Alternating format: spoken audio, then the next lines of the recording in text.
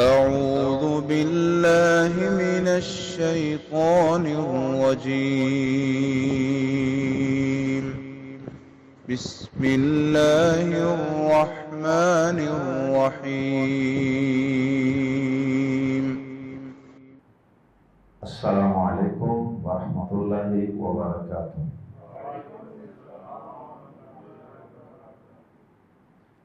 سورۃ الحج آیت نمبر 42 سے 46۔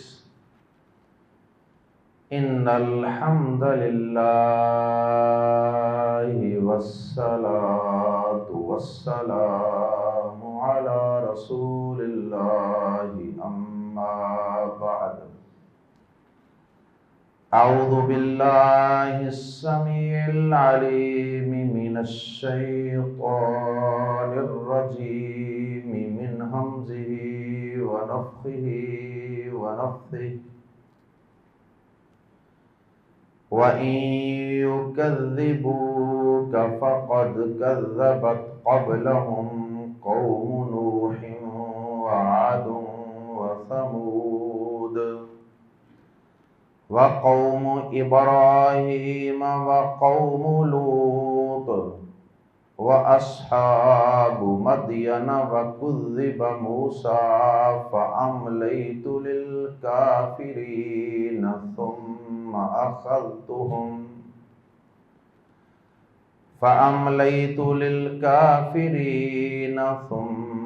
أَخَذْتُهُمْ فَكَيْفَ كَانَ نَكِيرِ۔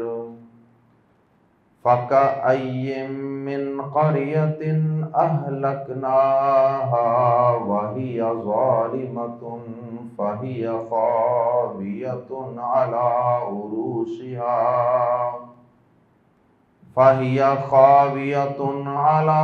عُرُوشِهَا وَبِئْرٍ مُّعَطَّلَةٍ وَقَصْرٍ مَّشِيدٍ۔ أَفَلَمْ يَسِيرُوا فِي الْأَرْضِ فَتَكُونَ لَهُمْ قُلُوبٌ يَعْقِلُونَ بِهَا أَوْ آذَانٌ يَسْمَعُونَ بِهَا فَإِنَّهَا لَا تَعْمَى الْأَبْصَارُ وَلَكِن تَعْمَى الْقُلُوبُ الَّتِي فِي الصُّدُورِ۔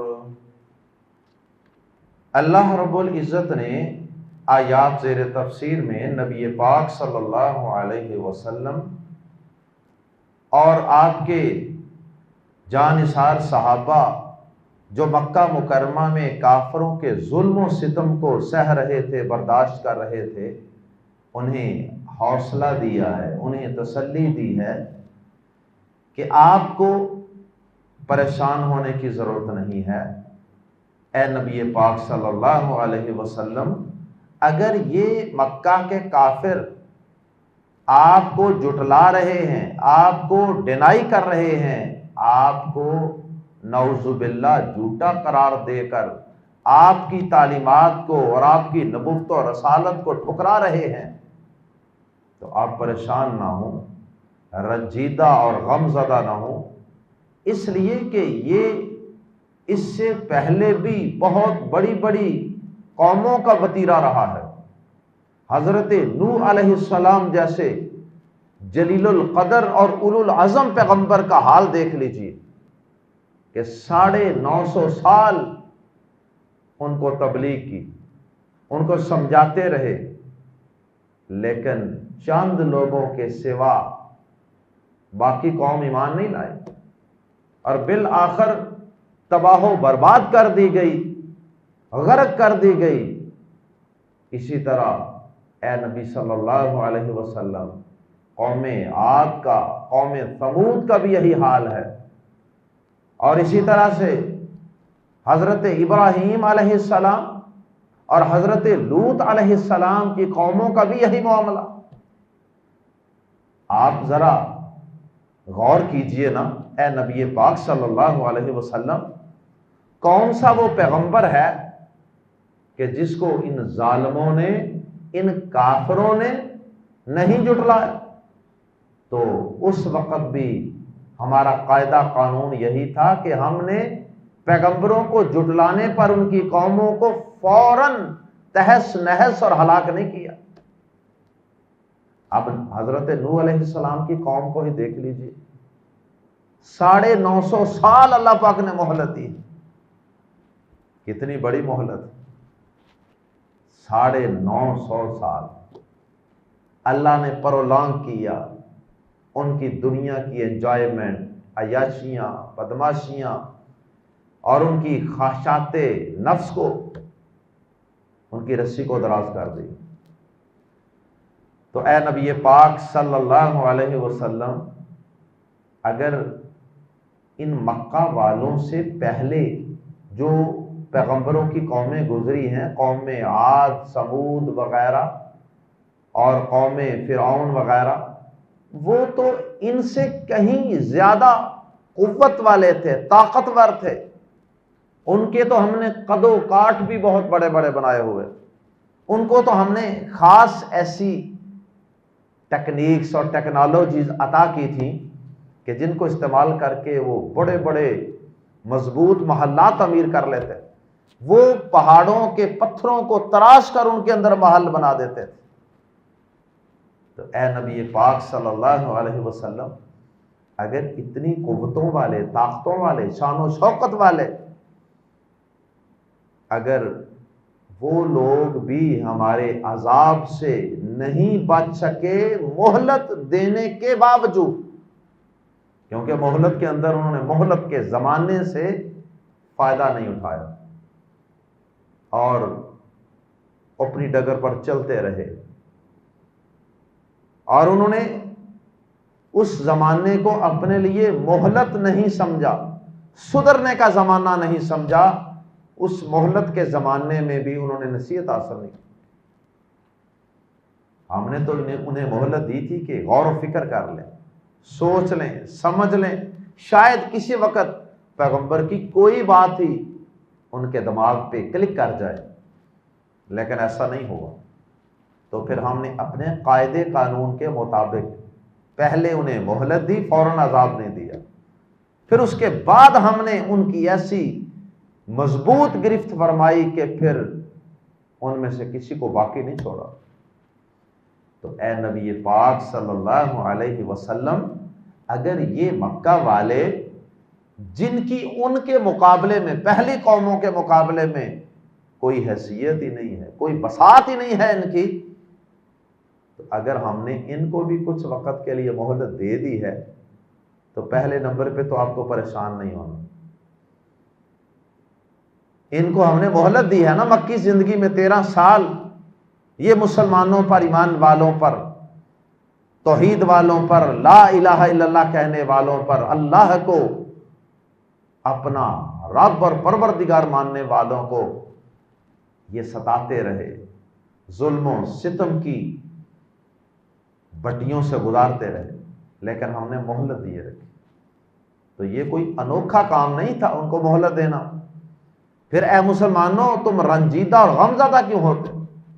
تو اس کے بعد پھر وہ مہلت ختم ہو گئی، پھر ہم نے آپ کو ہجرت کروائی مدینہ منورہ، اور پھر مدینہ منورہ کے اندر ہم نے آپ سے ان کافروں کے ساتھ کئی مقابلے کروائے، مہمات پہ آپ کے جانساروں کو بھیجا، اور پھر آہستہ آہستہ تیاری کروائی آپ سے ایک بڑے کفر و اسلام کے حق و باطل کے مارکے غزوہ بدر کے لیے۔ پھر ہم نے بدر میں، احد میں، حنین میں، تبوک میں تمہارے ہاتھوں سے ان ظالموں کی گرفت فرمائی۔ تو اس لیے اے نبی پاک صلی اللہ علیہ وسلم، اے آپ کے جانثاروں، دل چھوٹا نہیں کرنا، پریشان نہیں ہونا۔ یہ جو مکہ کے اندر ہم نے تمہیں ایک آزمائش اور امتحان سے گزارا ہے، یہ ہم نے اپنے سابقہ قاعدے قانون کے مطابق ہی گزارا ہے۔ تو جس طرح پہلی قوموں میں مہلت کے بعد گرفت اور عذاب ہوا کرتا تھا، اب بھی اسی قاعدے قانون کے مطابق ان کافروں کی مہلت کے بعد اب ان پر عذاب کی سٹیج آ چکی. اب ہم نے تمہیں اذن للذین یقاتلون بانہم ظلموا، اس سے پچھلے سبق میں ہم یہ آیت مبارکہ پڑھ چکے ہیں کہ اے مظلوموں، تم سے کافر اس لیے لڑتے ہیں کہ تم اللہ کو اپنا رب کہتے ہیں. اب تمہیں ان سے لڑنے کی اجازت دی جاتی ہے کیونکہ اب کافروں کی مہلت کا وقت ختم ہو چکا ہے.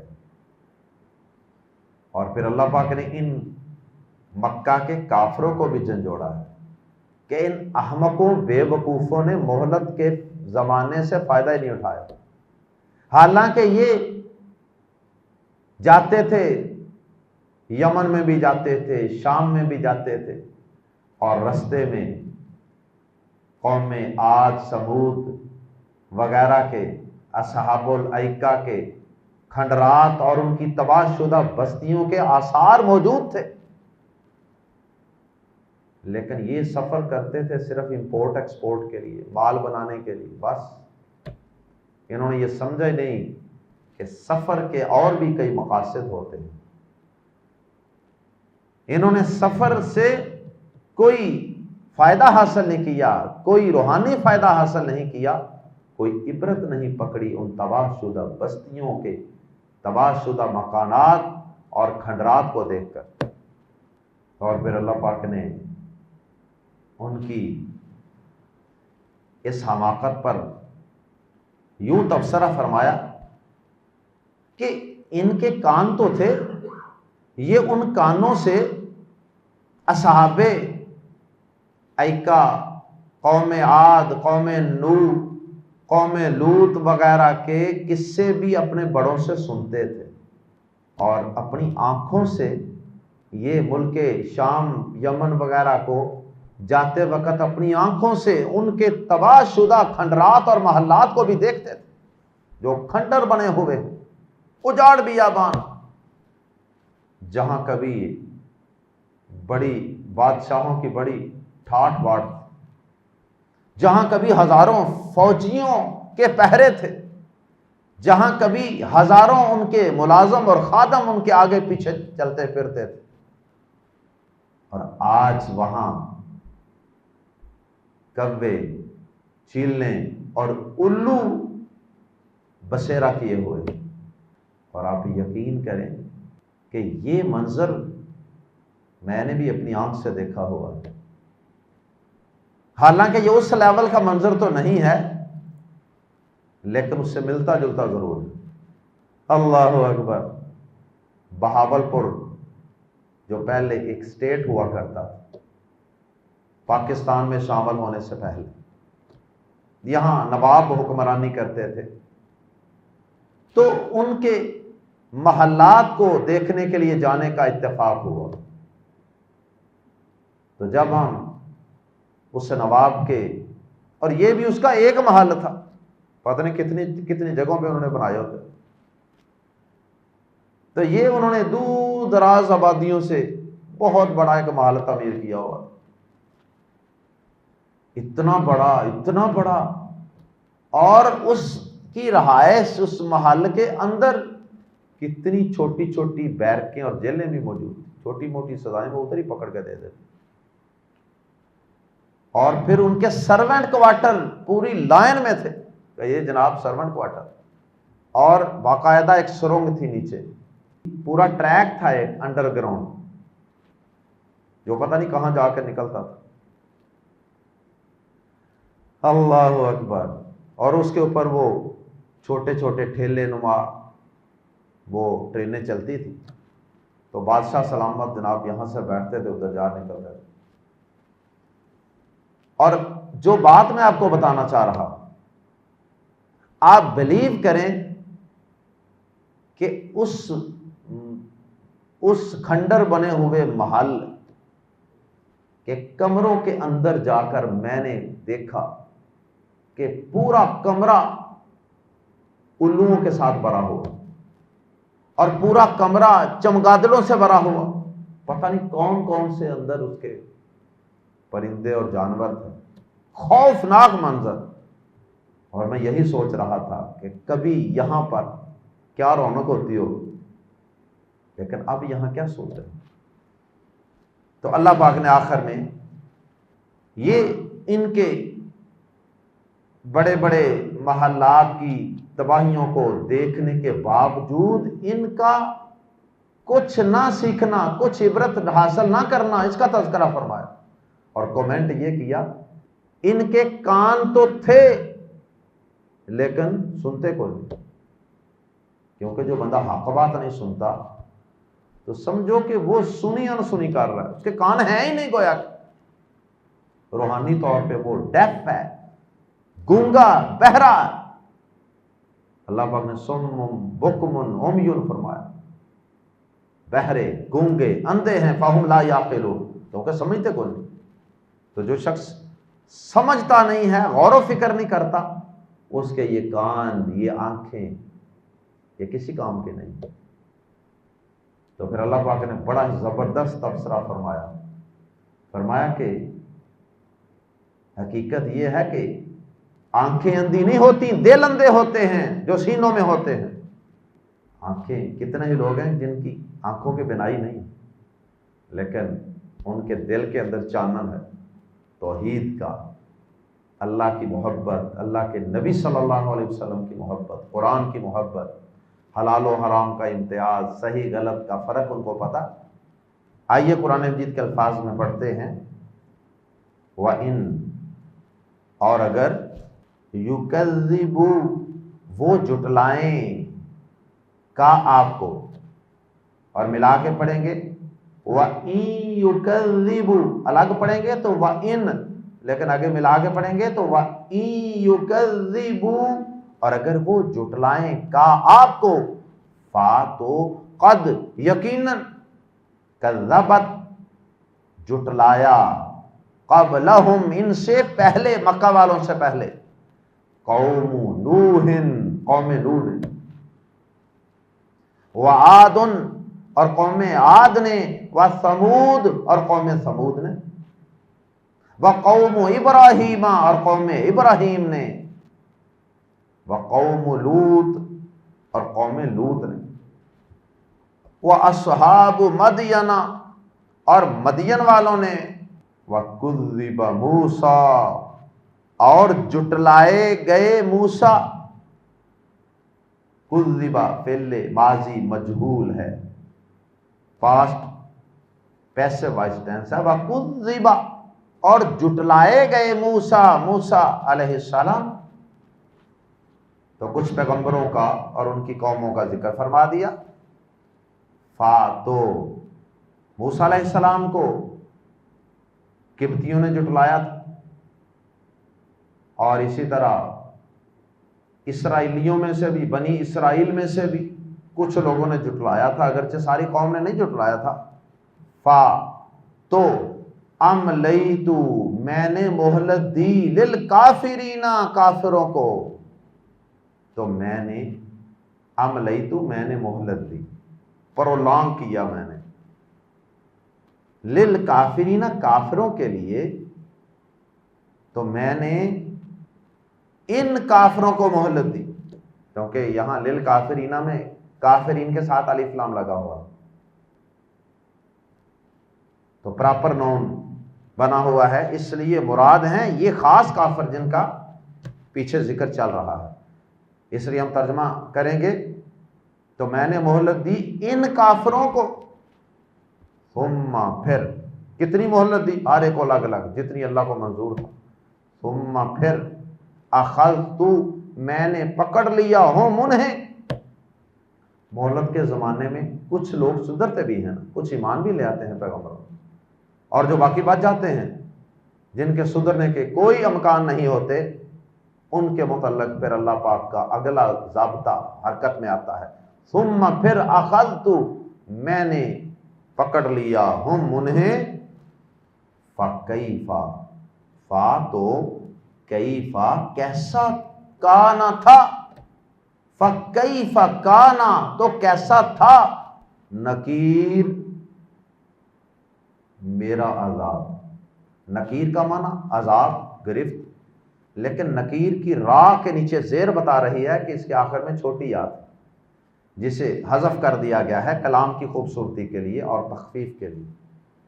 آیات کے آخر میں جو آخری لفظ آتا ہے، اکثر صورتوں کے اندر وہ آخری لفظ کی آواز پروننسیشن اتار چڑھاؤ مل رہا ہوتا ہے، اسے فواصل کہتے ہیں۔ تو فواصل کی وجہ سے بھی بعض اوقات آیات کے آخری جو الفاظ ہیں ان کی آوازوں کو ملانے کے لیے بھی بعض اوقات آخر سے یا حذف کر دی جاتی ہے، لیکن اس کا معنی مفہوم موجود ہے، را نکیری کی را کے نیچے زیر کی وجہ سے۔ فکیفا تو کیسا، کا نہ تھا، نکیر اگر رکیں گے تو پھر تو ہم زیر بھی نہیں نہ پڑھیں گے، نکیر تو کیسا تھا میرا عذاب، یا کا ترجمہ کریں گے کیونکہ وہ زیر سے پتہ چل رہا ہے، تو میرا عذاب کیسا تھا۔ فَكَأَيٍّ، فا تو، سو پس پھر، کَأَيٍّ کتنی ہی، how many cities، کَأَيٍّ مِّن قَرْيَةٍ کتنی ہی بستیاں، how many cities، اہلکنا ہم نے ہلاک کیا، ہاں انہیں، واؤ اس حال میں، واؤ کا عام طور پہ معنی ہوتا ہے اور، اسے کہتے ہیں واؤ عاطفہ، عطف اور کے معنی والی واؤ، اور کئی دفعہ یہ واؤ قسمیہ بھی ہوتی ہے، جیسے والفجر والعصر، واؤ قسمیہ، اور کبھی یہ واؤ حالیہ ہوتی ہے، حال بیان کرنے کے لیے آتی ہے، جیسے یہاں ہے واہیا، ہم نے انہیں ہلاک کر دیا، واؤ اس حال میں کہ ہیا وہ بستیاں، ہیا کی ضمیر لوٹ رہی ہے قریۃ کی طرف، یعنی ہیا کا مرجع ہے قریہ، وہیا ظالمۃ اس حال میں کہ وہ ظالم تھیں، بستیاں بڑی ظالم تھیں۔ کیا مطلب؟ ظلم کے بڑے معنی ہیں۔ ظلم کا معنی یہ ہوتا ہے وضع شیء فی غیر محلہ، کسی چیز کو اس کے مقام سے ہٹا کر کسی اور جگہ رکھ دینا، مقام سے گرا دینا یا مقام سے اٹھا دینا۔ قرآن مجید کا مقام ٹیبل کے اوپر ہے، الماری میں ہے، بلند جگہ ہے، اس کو کوئی پکڑ کے نیچے رکھ دے ظلم ہے۔ اب جوتے کا مقام زمین پر ہے، اسے کو وہاں سے پکڑ کے میز پر رکھ دے، ظلم، اسے ظلم کہتے ہیں۔ تو ظلم بڑا وسیع لفظ ہے، اللہ کی ہر نافرمانی پر ظلم کا لفظ بولا جاتا ہے۔ وَهِيَ ظَالِمَةٌ، اور یہاں ظلم سے مراد سب سے بڑا ظلم کیا ہے؟ کفر و شرک۔ تو پیچھے قوموں کا جرم کیا بیان ہوا ہے گزشتہ آیات میں، وَإِن يُكَذِّبُوكَ فَقَدْ كَذَّبَتْ، سب سے بڑا ان کا جو یہاں گناہ بیان ہوا قوموں کا، وہ کیا ہے کہ انہوں نے پیغمبروں کو جھٹلا دیا، ان کی باتوں کو ڈینائی کر دی، اور اسی کو کفر کہتے ہیں۔ وَهِيَ ظَالِمَةٌ، اس حال میں کہ وہ ظالم تھیں، ان کے ظلم کی وجہ سے، کفر و شرک کی وجہ سے، سرکشی و بغاوت کی وجہ سے ہم نے انہیں ہلاک کر دیا۔ فا تو، یا پھر یا پس، ہیا وہ، خاویتن گری ہوئی تھی، خاویتن گری ہوئی تھی، علی عروشہا، عرش سے عروش، ایک تو اللہ پاک عرش ہے، عرش یہاں لغوی معنی میں، عرش بلند چیز کو کہتے ہیں، یہاں عرش چھت کے معنی میں۔ وَهِيَ فَهِيَ خَاوِيَةٌ عَلَىٰ عُرُوشِهَا، پس وہ گری ہوئی تھیں، عَلَىٰ عُرُوشِهَا، اپنی چھتوں پر۔ سورۃ البقرہ ورس نمبر 259 میں بھی اس بات کی تفصیل موجود ہے، اسی سے ملتی جلتی آیت ہے کہ اللہ پاک نے بستیوں کو اس طرح ہلاک کیا کہ وہ اپنی چھتوں پر گری پڑی تھی، اور اس کا معنی کیا ہے کہ اس طرح اللہ پاک نے ان کو تباہ و برباد کیا کہ ان کی دیواروں کو، ان کی چھتوں کو پہلے نیچے گرایا، پھر ان کی دیواروں کو ان کے اوپر، یعنی الٹا کر نیچے پھینک دیا اللہ پاک، اٹھا کر زمین سے، پھر الٹا کر ان کو زمین پر دے مارا۔ یہ مطلب ہے کہ وہ اپنی چھتوں پر گری ہوئی تھی. حالانکہ چھت تو عام طور پہ بعد میں اوپر گرتی ہے نا، کوئی زلزلہ وغیرہ آتا ہے تو عموماً چھت اوپر ہی رہتی ہے، دیواریں وغیرہ نیچے ہوتی ہیں، چھت اوپر. لیکن اللہ پاک کی گرفت ایسی سخت تھی کہ اللہ پاک نے ان کو اٹھا کر الٹا کر پھر نیچے، چھتیں نیچے اور باقی حصہ اوپر تھا. وَبِئْرٍ مُعَطَّلَةٍ، وَبِئْرٍ اور کنویں ہیں، مُعَطَّلَةٍ معطل کیے ہوئے. معطل اردو میں بھی لفظ استعمال ہوتا ہے، کوئی اپنی جاب نوکری سے معطل ہو گیا، ڈسمس ہو گیا وقتی طور پر. تو معطل کا معنی بیکار. وَبِئْرٍ مُعَطَّلَةٍ، چونکہ بئر عربی زبان میں مؤنث ہے، بئرن مؤنث سمائی ہے، یہ مؤنث کی قسم ہے جو سنے سنائے مؤنث ہے. مُعَطَّلَةٍ بیکار چھوڑے ہوئے. اور کتنے ہی کنویں ان تباہ شدہ بستیوں کے وہ بیکار چھوڑے ہوئے پڑے. کیونکہ کنواں عربوں کے معاشرے میں، عرب معاشرے میں کنویں کی بڑی اہمیت تھی نا، پانی بڑا شارٹ ہوتا تھا، اس لیے کنواں ایک بڑی قابل قدر اور بڑی اہم چیز. اس لیے کنویں کا بطور خاص تذکرہ فرمایا. وَبِئْرٍ مُعَطَّلَةٍ، اور کتنے ہی بیکار چھوڑے ہوئے کنویں ہیں. یہ بئر ان کے نیچے زیر ہے. شروع میں دیکھیے آیت کے آغاز میں کیا تھا؟ فَكَأَيٍّ مِّن قَرْيَةٍ، اور کتنی ہی ایسی بستیاں ہیں. تو وہ جو فَكَأَيٍّ مِّن تھا نا، وہ یہاں بھی لگا لیں سمجھانے کے لیے. میں اس کے ساتھ بولتا ہوں فَكَأَيٍّ مِّن بِئْرٍ مُعَطَّلَةٍ، اور کتنے ہی ایسے کنویں ہیں جو بیکار چھوڑے ہوئے. اب وہاں کبھی کوئی پانی لینے نہیں آتا، کبھی وہاں لوگوں کا پانی لینے کے لیے تانتا بندہ ہوتا، لانے لگی ہوتی تھی، جانور بھی انسان بھی آ رہے ہیں دور دراز. اور اسی طرح سے وہ جو کأی من قریۃ تھا نا، وہ کأی من، وہ یہاں بھی لگے گا فکأی من قصر مشید، اور کتنے ہی ایسے محل ہیں مشید چونا گچ، اور کتنے ہی چونا گچ. پہلے وقتوں میں چونا لگا کے عمارتوں کو مضبوط کرتے تھے، جس طرح آج کل سیمنٹ لگایا جاتا ہے نا، سیمنٹڈ کہہ لیں. اور کتنے ہی ایسے محل اب کھنڈر اور ویران بنے پڑے ہیں جو بڑے مضبوط اور چونا گچ ہوا کرتے تھے، بڑے سیمنٹڈ ہوا کرتے تھے. بڑی شان و شوکت اور دکھ ہوتی تھی ان محلات کی. آج وہ ویران پڑے ہوئے. اللہ اکبر. کسی قوم کو اللہ پاک نے آندھی بھیج کر ہلاک کیا. سورہ عنکبوت میں ورس نمبر 40 میں اللہ پاک نے اس کی وضاحت بھی فرمائی، اور بھی کئی مقامات پہ وضاحت ہے بار بار قرآن. کسی کو زوردار چیخ نے آ لیا، کسی پر تیز آندھی بھیجی، کسی پہ ساتھ زلزلے کا عذاب بھی آیا. کسی قوم کو اللہ رب العزت نے غرق کر دیا، کسی کو زمین میں دنسا دیا. آفا، آ کیا، فا پھر آفا، یا اور بھی کچھ اس سے ملتے جلتے الفاظ ہیں.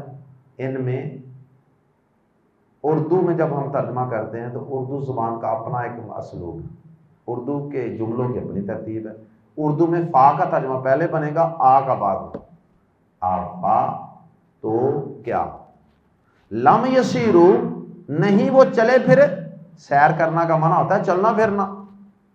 فی الارض زمین میں، فا تو تکونا ہوں لہم ان کے لیے، قلوب ایسے دل، یعقلون وہ سمجھیں، بہا جن کے ساتھ.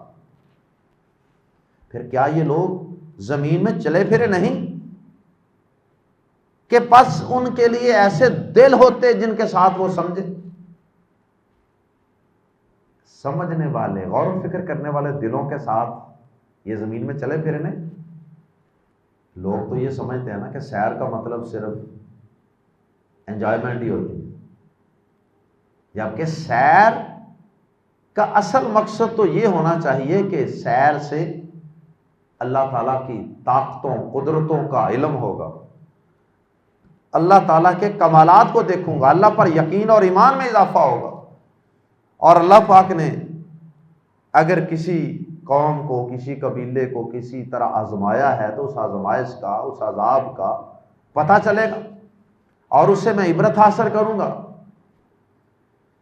لیکن بدقسمتی سے سیر کرنے والے اکثر لوگ ان چیزوں سے اور ان مقاصد سے محروم ہی رہتے ہیں، بلکہ سیر کرنے والے تو اکثر یہ سمجھتے ہیں کہ سیر کے دوران تو اب شریعت کی پابندیاں بھی ختم۔ جو اچھے بھلے نمازی ہوتے ہیں جب وہ سیر پہ جاتے ہیں تو نماز چھوڑ دیتے، اچھے بھلے دیندار لوگ سفر کے اندر جاتے ہیں تو سمجھتے ہیں کہ یہ سفر کے اندر گانے سننا اور سکرین پہ ڈیورنگ ٹریول بھی گاڑی کی سکرین پر فلمیں ڈرامے ساتھ دیکھنا، یہ ہماری سیر کا، یہ ہمارے ٹور کا، ٹرپ کا یہ لازمی حصہ ہے۔ اور کتنی ہی با پردہ با حجاب بچیاں کالجوں یونیورسٹیوں کے اندر اپنے آپ کو حجاب میں لپیٹنے والی، وہ جب کالج یونیورسٹی کے ٹور پہ جاتی ہیں تو وہ اپنے سر سے دوپٹہ چادر اتار کر وہ پھینک دیتی کہ یہ سیر و سیاحت کا شاید لازمی حصہ ہے۔ انا للہ و انا الیہ راجعون۔ سیر و سیاحت تو انسان کو اللہ تعالیٰ کی قدرتوں سے مزید روشناس کرواتی ہے، مزید آگاہ کرواتی ہے۔ جب انسان بلند و بالا پہاڑ دیکھتا ہے، جب انسان ندی نالوں کا، دریاؤں کا ایک طویل لمبا سلسلہ، منظم سلسلہ دیکھتا ہے، کیسے کیسے اللہ پاک نے نظام چلایا ہوا، کہاں کہاں پہاڑوں کی چوٹیوں پر اللہ نے اپنے بندوں کو بسایا ہوا۔ تو ان چیزوں کو دیکھ کر تو انسان کو اللہ کے مزید قریب آنا چاہیے، تقوی میں، نیکی میں اور اضافہ ہونا چاہیے۔ تو خیر اس وقت بھی لوگ سیریں کرتے تھے، زمین میں چلتے پھرتے تھے، لیکن بزنس کے لیے، کاروبار کے لیے، دنیاوی مقاصد کے لیے، مفادات کے لیے، لیکن دلوں سے صحیح جو کام لینا چاہیے، کانوں سے، آنکھوں سے جو صحیح کام لینا چاہیے وہ نہیں لیتے تھے۔ افلم یسیروا فی الارض، پھر کیا یہ لوگ زمین میں چلے پھرے نہیں؟ فتکون لہم قلوب یعقلون بہا، کہ ان کے لیے ایسے دل ہوں جن کے ساتھ وہ سمجھیں، او یا آذان، یا ایسے کان ہوں یسمعون بہا، جن کے ساتھ وہ سنیں۔ اور آخر میں اللہ پاک نے حقیقت بیان فرما دی ایک جملے میں انتہائی شاندار، فَإِنَّهَا، پس انہا، انہا بے شک، اور ہا یہاں یہ ضمیر کسی لفظ کی طرف نہیں لوٹ رہی، پیچھے یہ کسی کی طرف نہیں جا رہی، یہ الگ جملہ ہے۔ تو اس ہا کو کہتے ہیں ضمیر شان، یا یہ ہا جو ہے یہ ضمیر قصہ کہلاتی ہے، یعنی قصہ، حقیقت، واقعہ یوں ہے، قصہ یوں ہے۔ عام طور پہ یہ مذکر ضمیر آتی ہے، فَإِنَّهُ، کبھی مؤنث بھی آتی ہے، دونوں میں تھوڑا سا فرق بھی بیان کیا جاتا ہے۔ فَإِنَّهَا، پس بے شک، قصہ یہ ہے، لا تعمیٰ، نہیں اندھی ہوتی، عمیٌ اسی سے ہے، صم بکم عمیٌ، لا تعمیٰ نہیں اندھی ہوتی، الابصار آنکھیں، ولیکن اور لیکن، تعمیٰ القلوب اندھے ہوتے ہیں دل، قلب کی جمع قلوب، التی جو فی الصدور سینوں میں ہے، لیکن وہ دل اندھے ہوتے ہیں جو سینوں میں، blinded are the hearts۔ تو جدید سائنس جتنی اب تک سائنس نے ترقی کی ہے، ریسرچ کیا، اس کے مطابق سائنس یہ کہتی ہے کہ غور و فکر کا تعلق انسان کے دماغ، برین سے ہے، جو انسان کے ہیڈ میں ہوتا ہے۔ لیکن قرآن مجید کا اسلوب یہ ہے کہ قرآن مجید میں تو اللہ پاک نے دلوں پر ہی تبصرہ کی، اور یہاں تو بالکل ہی واضح کر دیا، اللہ فی الصدور، جو سینوں میں ہوتا ہے۔ کہ دل سینوں میں ہوتا ہے۔ اللہ اکبر۔ اب قرآن مجید تو اللہ تعالیٰ کی وحی ہے نا، اللہ پاک نے قرآن مجید کے اندر دلوں کی کئی اقسام، 20 اقسام بیان کی ہیں۔ دل بیمار بھی ہوتے ہیں، دلوں کو زنگ بھی لگتا ہے، دل پتھر بھی ہو جاتے ہیں، دل نرم بھی ہوتے ہیں، دل سخت بھی ہوتے ہیں۔ قرآن مجید پہ بڑا تبصرہ کیا قرآن مجید کے الفاظ یہ بتاتے ہیں کہ یہ جو دل ہے نا، یہ عقل، غور و فکر، سوچ سمجھ کا مرکز اور محور ہے۔ اور ممکن ہے کہ یہ جو برین ہے یہ صرف سٹوریج ہو، کہ انسان جو کچھ غور و فکر کرتا ہے وہ ساری میموری، غور و فکر، یادداشت وہ یہاں برین میں جمع ہو رہی ہے۔ اور ممکن ہے کہ جو دماغ ہے وہ بھی دل کے متحد ہو، اصل چیز دل ہی ہو، لیکن دل کا اور دماغ کا آپس میں کنیکشن ہو، دل سے ہی دماغ کو کنٹرول کیا جاتا ہے اور دل سے خون دماغ کو پہنچایا جاتا ہے، اس میں تو کوئی شک نہیں ہے۔ اور یہ بھی ممکن ہے، یعنی یا تو سائنس کی اور قرآن کی بات دونوں میں کوئی آپس میں تطبیق کریں گے، دونوں کو ملا کر کوئی مفہوم نکال لیں گے، یا پھر یہ بھی ہو سکتا ہے کہ سائنس جو ہے اس کی تھیوریاں اور اس کے قانون تو بدلتے رہتے ہیں، آج سے 1 صدی پہلے اور قانون تھے، آج اور ہیں، اور آگے 50 سال بعد اللہ پاک نے کیا کیا انسانوں کو سمجھ دے دینی ہے۔ تو ممکن ہے کہ وقت گزرنے کے بعد سائنس اس قرآن کی بیان کردہ حقیقت کو پا لے کہ واقعی دل کا سمجھ، سوچ، فہم، عقل، شعور کے ساتھ گہرا تعلق ہے۔ اللہ تعالی ہم سب کو دلوں سے سوچنے سمجھنے کا کام لینے کی توفیق عطا فرمائے۔ اللہ تعالی ہمیں انبیاء کرام کی تعلیمات کو سمجھنے اور ان پر عمل کرنے کی، ان پر بلیو کرنے کی، ان پر ایمان رکھنے کی توفیق عطا فرمائے۔ اللہ تعالی ہم سب کو آنکھوں کا، کانوں کا، دلوں کا صحیح استعمال کرنے کی توفیق عطا فرمائے۔ سبحانک اللہم وبحمدک اشہد ان لا الہ الا انت استغفرک واتوب الیک۔